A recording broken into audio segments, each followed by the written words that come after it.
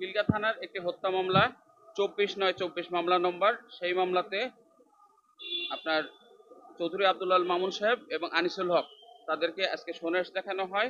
এবং অপর আরেকটি মামলা, যেটা উত্তরা পশ্চিম থানার মামলা নম্বর 21/9/24, একটি হত্যা মামলা, হাফেজ সাদিকুল ইসলাম, তাকে সেই হত্যার মামলায় দেখা যাচ্ছে যে তাকে বুকে পিঠে কুপিয়ে তাকে হত্যা করা হয়েছিল বৈষম্য বিরোধী ছাত্র আন্দোলনের সময়।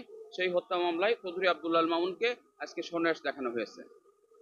আজকে আপনারা ইতিমধ্যে জেনেছেন যে খিলগাঁও থানার মামলা 24/8/24 এই মামলায় এবং একটি উত্তরা থানার মামলা 21/9/24 মামলায় গ্রেপ্তার করে বিজ্ঞ আদালতে গ্রেপ্তার পূর্বক নিয়ে আসা হয়েছে এবং তাদেরকে এই মামলায় সোনেশ দেখানো হয়েছে। আপনারা জানেন যে বৈষম্যমূলক যে আন্দোলনটা হয়েছিল তার পরিপ্রেক্ষিতে এই মামলাটির উদ্ভব বা সৃষ্টি হয়েছে। আপনারা জানেন ইতিমধ্যে যে দুইজন আসামি নিয়ে আসা হয়েছে, তাদেরকে বারবার এই মামলায় গ্রেপ্তার করা হচ্ছে, রিমান্ড নেওয়া হচ্ছে, গ্রেপ্তার দেখানো হচ্ছে, যা সিআরপিসির স্পষ্ট লঙ্ঘন, মানবাধিকারের লঙ্ঘন, কনস্টিটিউশনের ভায়োলেট।